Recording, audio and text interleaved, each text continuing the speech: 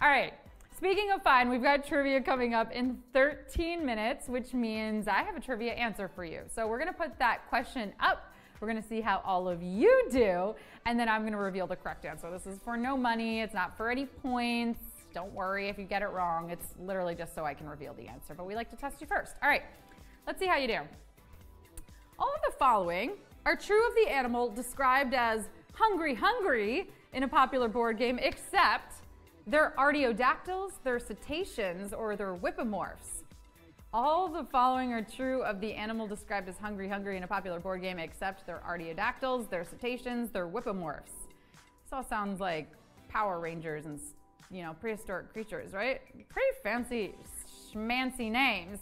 You're just like tapping whichever answer. You're like, I truly have no idea. I've never heard of any of these things before, and that's okay. That's what we're here for. That's why we do this. But you know, 40% of you actually know better than you think you do. 43% now, because hippopotamus, right? Hungry, hungry hippos. Remember that game where you just tap as fast as you can to try to get them to eat the little balls? So hippos are cetaceans. Wait, sorry, that's incorrect.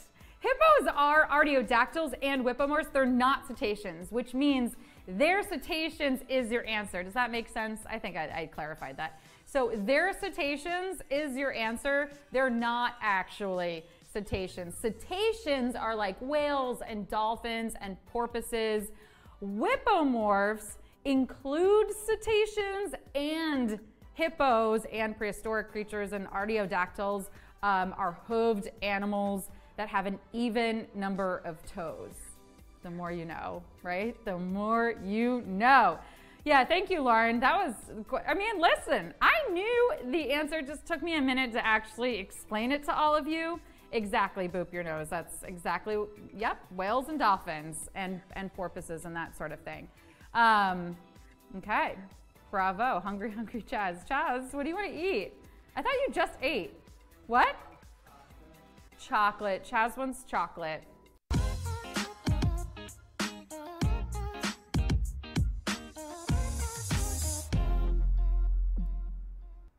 Hello, friends, and welcome to a brand new game of Display Trivia. As usual, we're coming to you live from New York City. Yeah, that's right. This show that you're watching right now, this is practically a Broadway show. You know, is the only similarity that we both perform live in Manhattan? Yeah, maybe.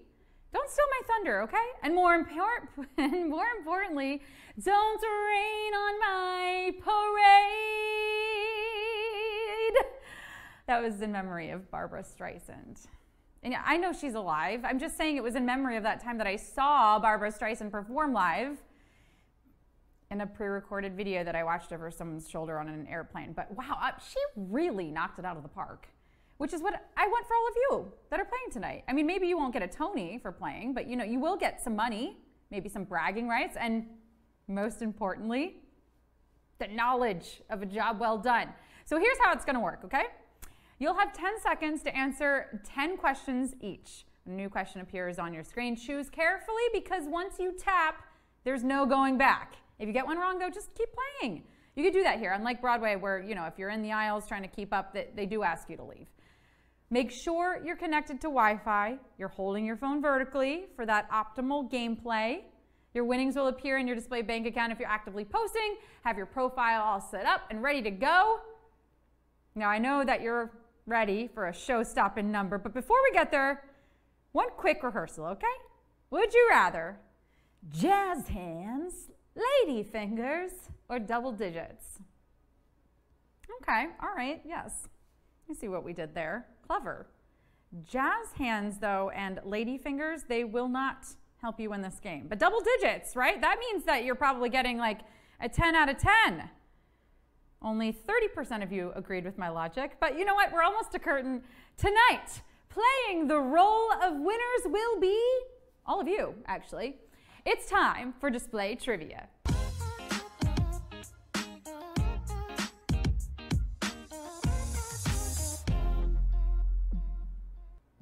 Question 1. Which of the following items is a source of light? Light bulb, puddle, quilt. Which of the following items is a source of light? Light bulb, puddle, quilt. I'm a glass half empty kind of girl because sources of light, yeah, that's cool and all, but I would rather focus on sources of pain. You know, much more interesting. Having to wait for your roommate to finish showering to use the bathroom when you are dying to pee? That's like a 7 on the pain scale. Burning your neck with a curling iron? What do you think? What do you think? That's like a 9, maybe? Working with a diva like me? What would you guys say that is? On the 10. A 10. But you know, I should focus on the good, even though it's kind of boring. As Rihanna says, shine bright like a light bulb. No, I don't think that's right. But it does look like 96% of you are shining bright. And moving on to question 2. On social media, this action prevents someone from contacting you. Blocking, tagging, posting. On social media, this action prevents someone from contacting you. Blocking, tagging, posting. When are we going to get these social media features IRL? That's in real life, by the way. Yeah. The things that I need IRL, though, are like muting, you know, when Uncle Bob starts talking about politics. Ugh, yikes. And maybe poking? Like, yeah, I would love to poke my super to like get in here and finally fix the radiator by the time it's starting to finally get warm. Of course, though, if real life were more like social media, I wouldn't be able to get anything done because of all the cats. Oh, gosh, the cats. I love the cats. I might need to block them. If you block someone on social media, you can't see them and they can't see or contact you. But I do see that 94% of you are crushing this game, or at least this question. Question 3. The college basketball tournament that takes place during March is named after which state of being? Madness, mayhem, morbidity. The college basketball tournament that takes place during March is named after which state of being? Madness, mayhem, morbidity. Tournament? Well, this is proof that theater and sports can go hand in hand, which is why I came up with some other ways to combine the raw emotion of the stage with the athleticism of sports. So I've got sad soccer, right? Oh my God, like grown men wearing shorts and crying. I didn't think that sport could improve, but there you go. Angry archery. That sounds kind of dangerous. Comedy cricket.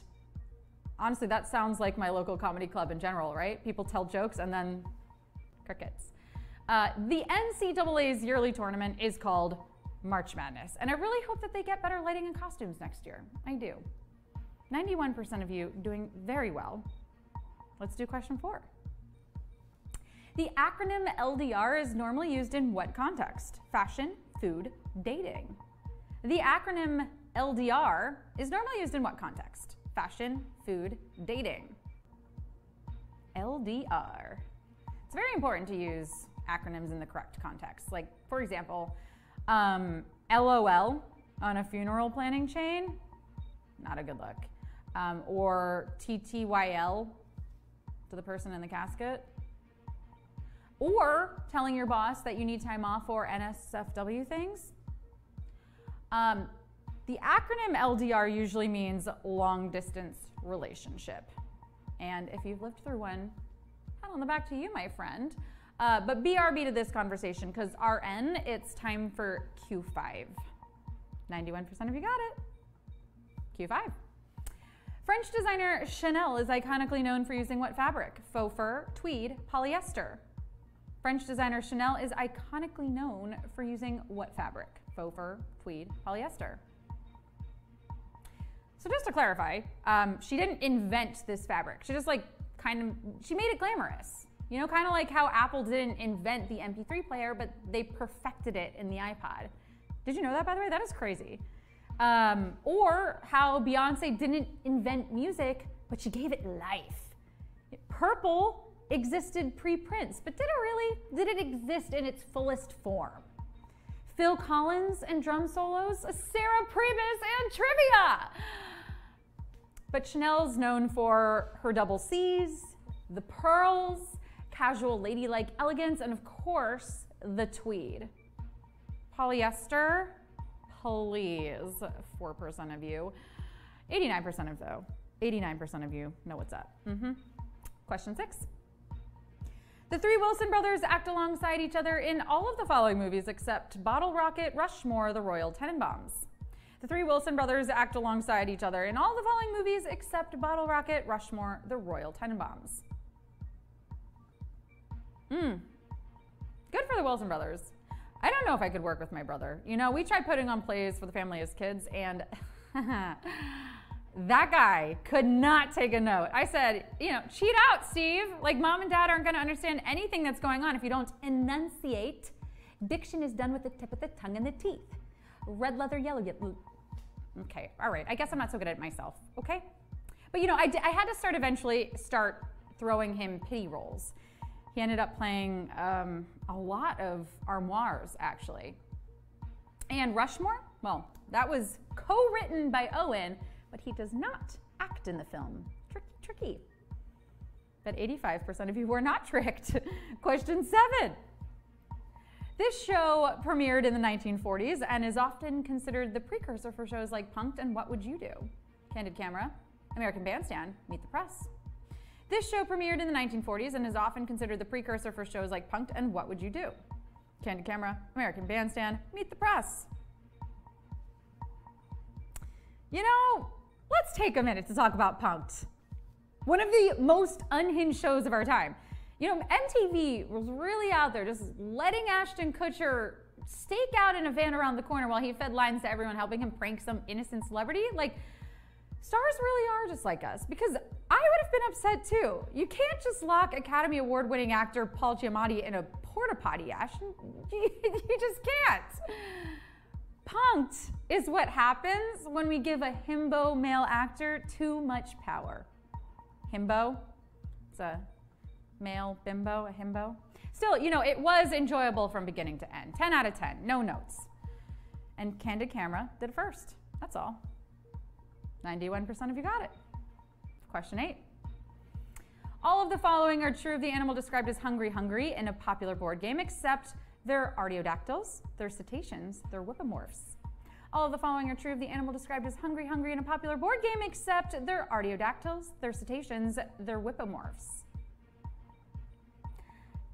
I don't know if it's fair to only know these dudes for how hungry they are. Like, what about happy, or hopeful? I mean, look, it's only because I know how awful I can get when I'm hungry. It gets so bad that sometimes right after I finish a meal, I start getting nasty again. Like, because I'm already thinking about being hungry again sometime soon. Also, do we ever stop to think that, like, maybe these hippos aren't just hungry for food? You know, maybe they're starved of meaning. Think about it. Hippos are two of these weird dinosaur-sounding things, but what they aren't is cetaceans. That is reserved for aquatic mammals like dolphins and porpoises. 91% of you got that. Question 9. The word used to describe online phenomena like Disaster Girl and Kermit sipping tea was first coined by a person of what profession? Historian, biologist, computer programmer. The word used to describe online phenomena like Disaster Girl and Kermit sipping tea was first coined by a person of what profession? Historian, biologist, computer programmer. People love to hate on the internet for being full of nonsense. Trolls fighting in the comments of a Yelp video, like videos of ducklings making friends with house cats, Jeff Goldblum doing like literally anything. But I think the internet's pretty great. Like, where else can you find any piece of information and then find out that that piece of information was inaccurately edited on a wiki page by some 45-year-old man posing as a teen girl? It's beautiful. It is. The term that we're looking for is meme, coined by biologist Richard Dawkins, and it means, the meme means, an element of a culture that may be passed from one individual to another by non-genetic means. So yeah, you know, I'm not procrastinating by sending memes, I'm helping culture survive, okay? Perspective, reframing. 82% of you survived that question, which is great because it's time for the final question. Question 10. Which of the following is not a pillar of the faith founded on the Arabian Peninsula in the 7th century? Shahada, Zakat, Aqidah. Which of the following is not a pillar of the faith founded on the Arabian Peninsula in the 7th century? Shahada, Zakat, Aqidah. 7th century. 7th century. I mean, this religion is standing the test of time. My leftovers could never. 2 millennia? I mean, I cannot even keep my friendships going from college. But this religion, if you know, is Islam. And the 5 pillars of faith are profession of faith, alms, prayer, fasting, and pilgrimage. And you're like, Sarah, you still haven't actually given us the answer, so I got you, don't worry. Shahada is faith profession. Zakat is alms, but Aqidah is not one of the 5, and it means creed. With arms wide open, I welcome you into the winner's circle. That's not how this song goes. 88% of you made it through, and I'm sorry for that, but I had to. I'm not sorry if you won, though. I'm actually very proud of you. Please shout those scores out in the chat, winners or not. You came, you slayed, you displayed your knowledge, and you are gonna get paid. Yes, 387 of you at least. What's up? Leave the digits, take the lady fingers. Okay, I love that. A reference to our poll earlier on. I'm always a sucker for those lady fingers, I really am. All right, we got Ashner Cower with a win. We got Oh No Study with a win. Anybody else want to brag? I'm giving you full permission. Otherwise, it's not, I don't know, it's not very humble, right? But right now I'm saying, I'm encouraging you. Brag on, brag on. I Manu got a 10 out of 10. Robbie Footwear, 1. Bite Me got a 6. That's okay. Nunes Wendy's with you. She also got a 6. Nikki D, a full 9 out of 10. Bravo. Low Mag got a 7. Mac Jose got a 10. Langley is just out there being a fellow cheerleader, saying congratulations to our fellow winners. Susie got a 4. Melreen got a 9. Bravo! China Thug didn't know the Wilson films. That was a tricky question, frankly. It really was. Did you know? You have to also, again, reframe the trivia. You're learning new stuff, even if you don't win. Now you got a fun little factoid that you can share at, uncomfortable family dinners or something. Artsy got a 7 and Sema got a 9. All right, everybody. Thank you so much for hanging with me tonight. We'll do this all again tomorrow. I'll see you then on display.